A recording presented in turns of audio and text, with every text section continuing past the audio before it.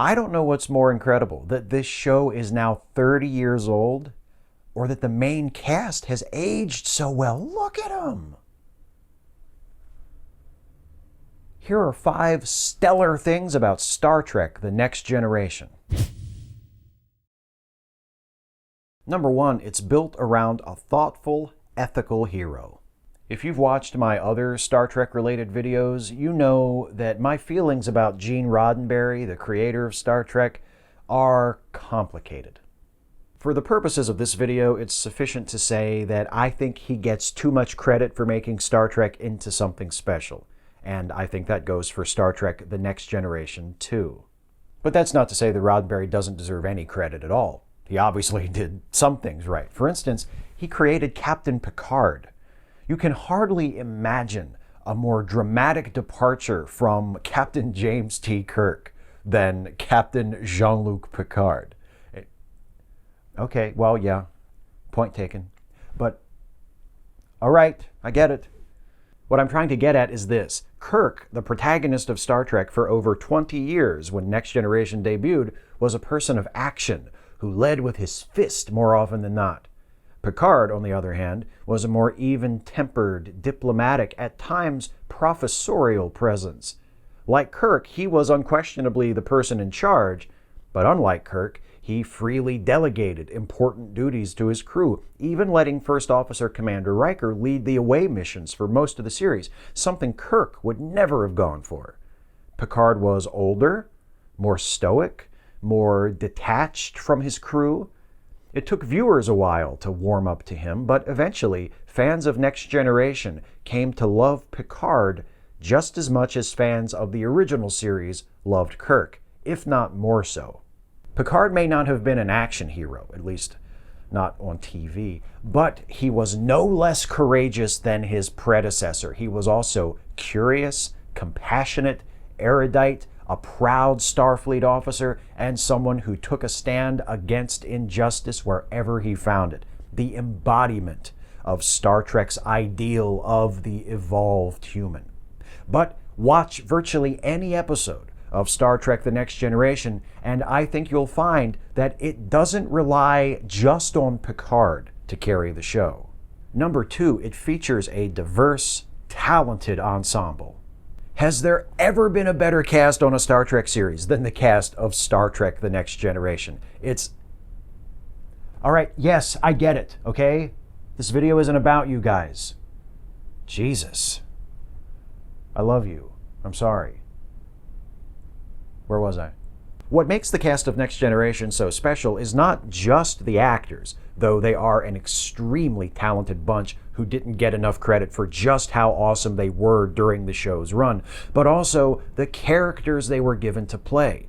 Unlike the original series, where pretty much everyone except Kirk, Spock, McCoy, and maybe Scotty were relegated to background players, every member of the Next Generation cast was given opportunities to shine. As a result, we got to know them and love them. Well, with 1 or 2 exceptions.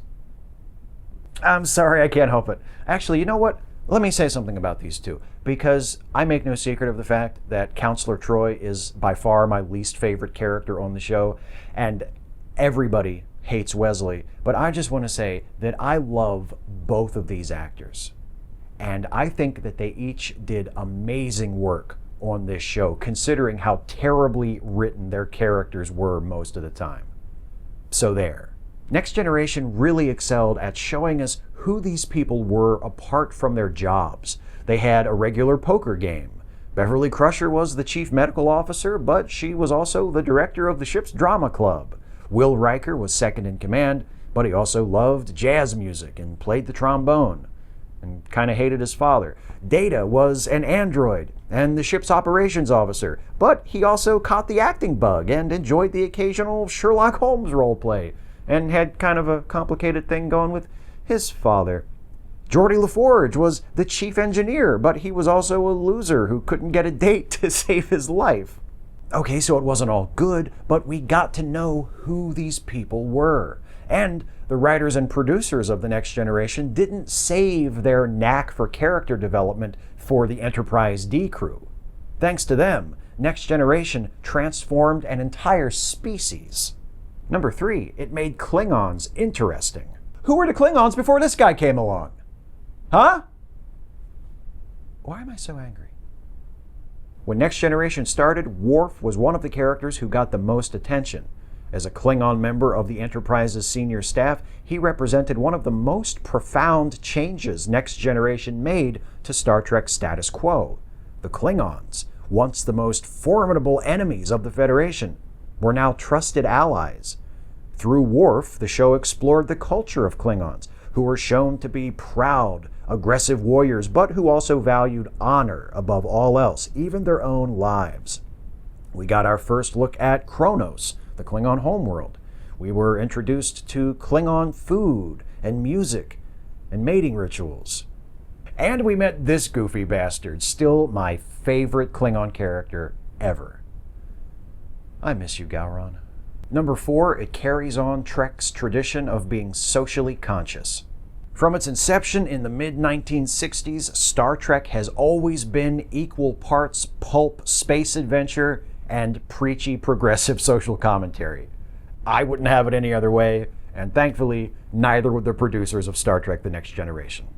Throughout its 7-year run, Next Generation produced episodes dealing with racism, exploitation of minority groups, anti-LGBTQ prejudice, drug addiction, the right to die, and the conflict between science and religion.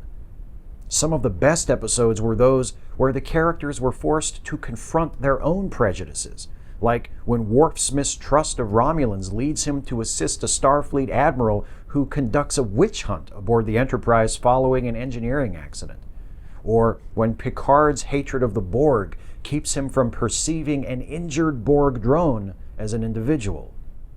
Next Generation was also willing to cast doubt on the unquestionable moral superiority of the Federation from time to time, like in this underappreciated episode from the final season, when Picard and crew are ordered to forcibly evacuate a colony of Native Americans from a planet that has been ceded to the Cardassians in a treaty. Speaking of the final season, wasn't the best year the show ever had. In fact, some of the worst episodes of the entire series were produced during that 7th year. Genesis, anyone? But I'll tell you one thing about that final season of Star Trek: The Next Generation. Number 5, it knew how to say goodbye. Let's pretend the Next Generation movies didn't happen, just for the moment, shall we? The series finale of Star Trek: The Next Generation, All Good Things, is not only the best final episode of any Star Trek show, it's one of the best final episodes of any TV show ever. Talk about an episode that ticks all the boxes. It brings back some old favorites for a nostalgia trip / victory lap. It gives us a glimpse into the future, brings us a measure of closure to Picard's relationship with Q, and wraps everything up with a truly moving scene that we didn't even realize the show had spent years setting us up for, as Picard finally approaches his crew not as their commander, but as their friend, and asks to join the poker game. "I should have done this a long time ago," he says as he looks around the table. "You were always welcome," Counselor Troy tells him. And if that doesn't do it for you, I don't know what to tell you, because, I mean, it's just a really good show, you know? The hardest part's picking only 5. Catch you next time. Hey folks, hope you enjoyed that one. If you did, please like, share, and subscribe. And also please consider helping me to make more videos like this one by supporting this channel through Patreon. You can go to patreon.com/Steve Shives to become a patron. Thanks for watching.